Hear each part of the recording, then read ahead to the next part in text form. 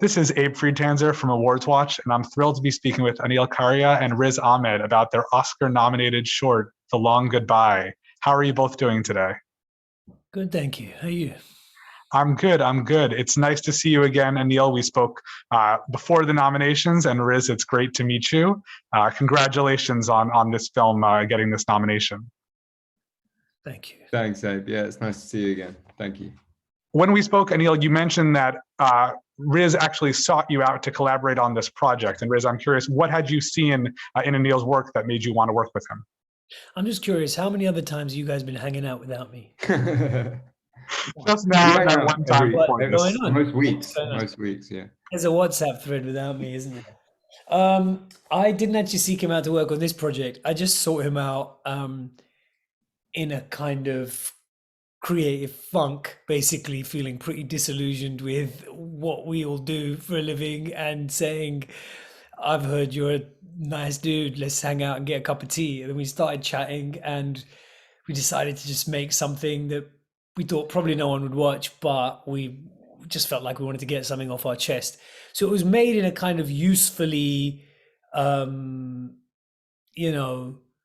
of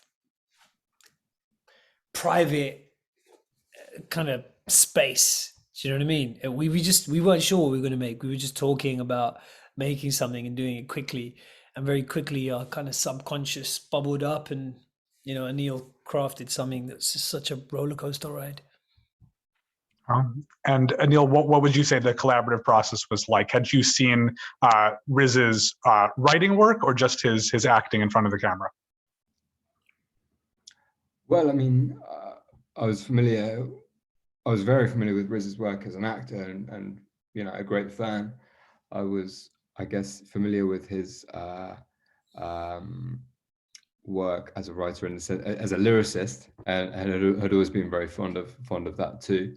And actually, Riz made an excellent short film back in the day, which I'd seen too, which I really genuinely love that film.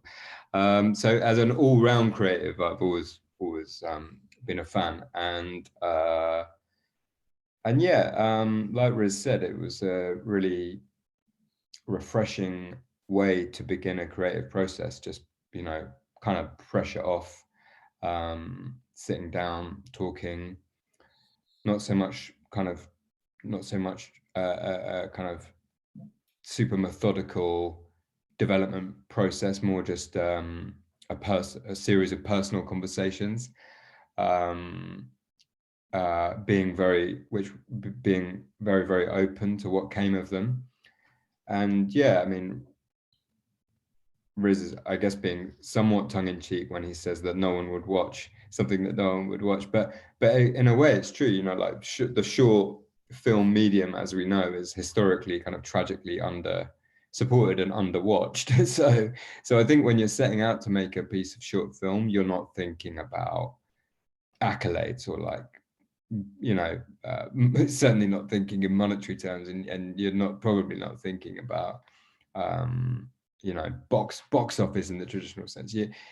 I guess the most beautiful thing about short films is often that they can be personal, they can be intimate, and that's what this began as. The creative process, the collaboration process, was really enjoyable. Actually, it was quite effortless. We didn't know each other. I didn't know quite what it would be like, so it was a very, very pleasant surprise how easily the conversation flowed and how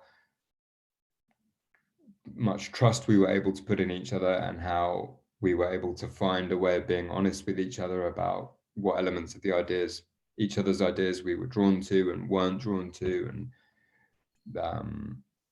I think we developed quite a healthy dynamic. I think it's fair to say Riz's mind probably works at a slightly higher pace than mine, but then so Riz fires kind of multiple amazing kind of ideas at you. I have a low strike rate. I try and throw out 1,000 ideas, and of them, one of them will stick. That's my strategy. And I was the filtration system. Just no, kind of no, that's crap. Shut up. Stop talking. That's crap. just catching the 999 stinking ideas in the tray. Like hundreds of great ideas, and then it's a case of just interrogating them and figuring. Anyway, long story short, very enjoyable collaborative process. Yeah. That's great. And I know you mentioned the strengths and possibilities with short film. Is this something that you ever considered making into a feature during that process, or the ideas you'd like to expand upon for a future collaboration together?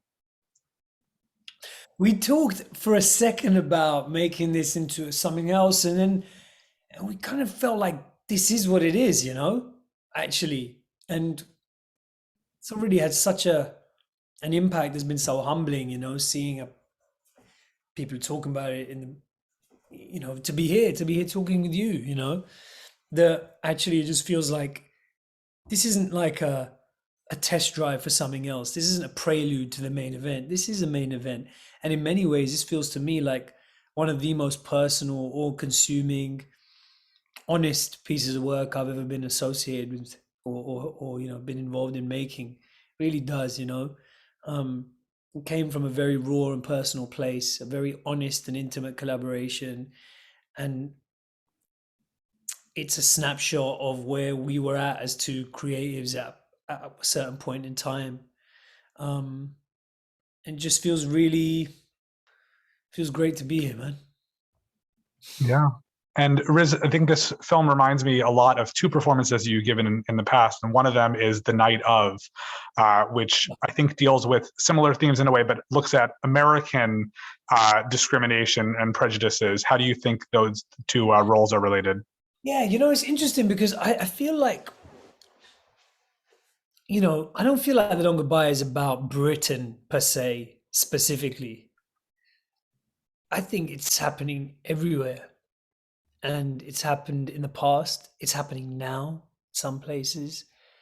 And sadly, it'll happen in the future, So I think there's an element of kind of timelessness in the way that Aneil has created this parallel universe,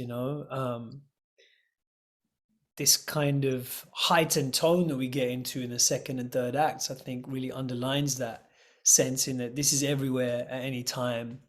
And this could be you, this could be me. And it's been amazing to see people from, as I said, India to the Philippines to America to Russia, kind of reaching out and saying, you've understood how we feel. So I hope it's kind of touching on something more universal, and certainly the response seems to suggest it has, which in a way is sad. In a way, it's a shame. You would make something like this, you don't want people to say like, man, that's how I feel.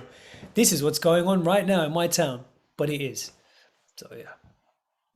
Yeah, I absolutely agree. And the other film is actually something which is completely the opposite, and that's Four Lions, which I obviously understand as a satire and is something I enjoy a lot. But I think like something like Borat, it's the kind of thing where if somebody watches it and they're ignorant, they see it as perpetuating stereotypes that are not correct. How do you look back on that film? Is that something you're proud of, or do you think that it's something that might be problematic? Well, I thought Aneil did a fantastic job acting in Four Lions, in the role of Waj, and he's just lost a lot of weight and a lot of muscle and height since then. And I think it's a shame.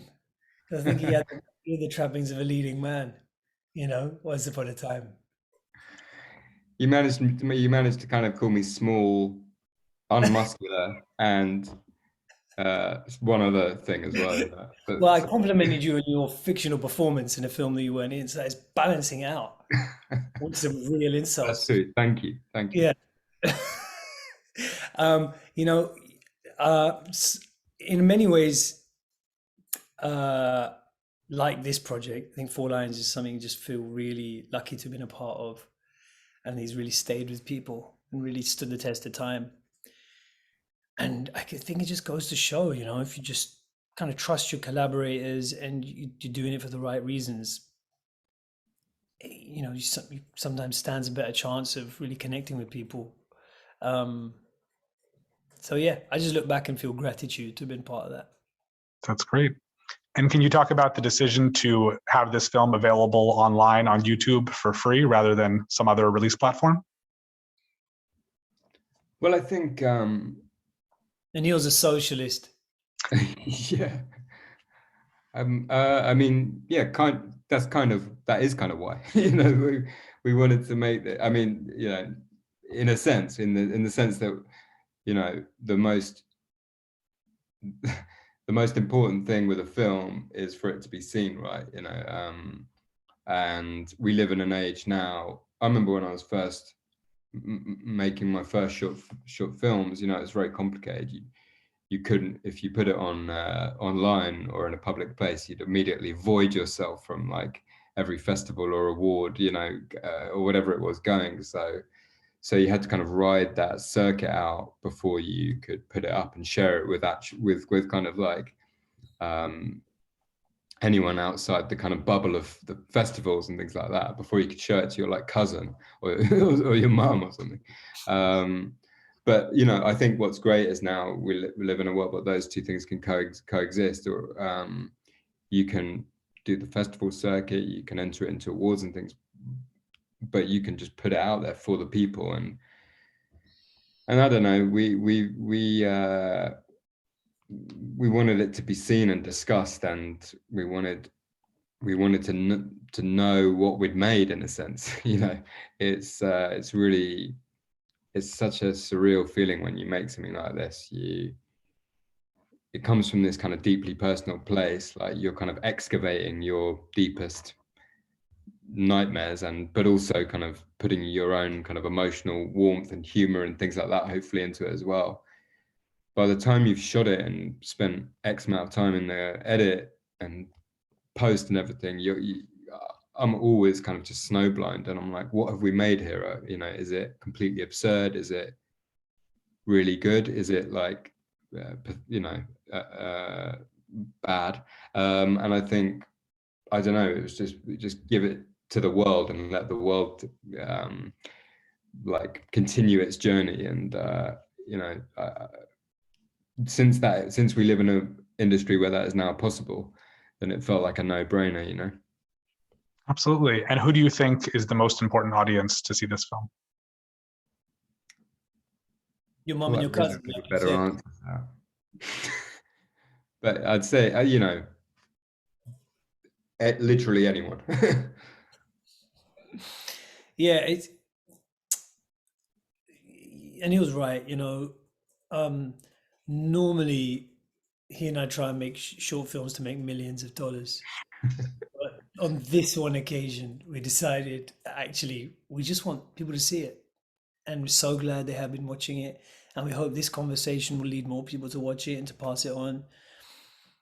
Maybe it's a bit of a wake up call for all of us, you know, about the path that we're headed on. Just feels like such a divided time, so confusing, so anxiety inducing. And if you're in any way, you know, if you feel like a bit of an outsider in the society you're in, that's heightened just even more. So I hope actually the impact of this film is a positive one, even if it's a hard hitting watch. Yeah, I think it definitely is. I appreciate you both making this film and taking the time to speak with me about it today. And I wish you good luck at the Oscars. Thanks, Abe. Thank you, mate. Thank you Cheers, very much. man. See you soon. Thank you.